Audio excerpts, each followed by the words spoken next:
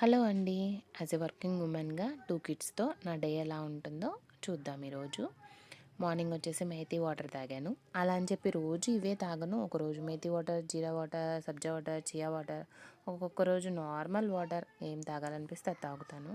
పిల్లల కోసం పాలు కాసేసాను.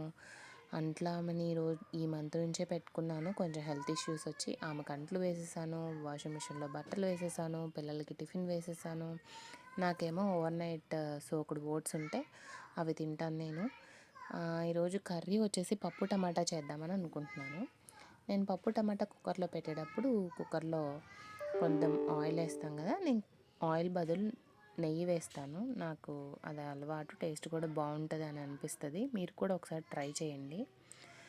నెక్స్ట్ టేస్ట్కి తగ్గ సాల్ట్ కలుపుకొని తాలింపు పెట్టుకుంటాం.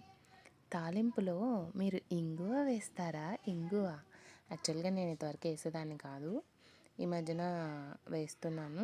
టేస్ట్ చాలా బాగుంటుంది. మీరు కూడా ట్రై చేయండి.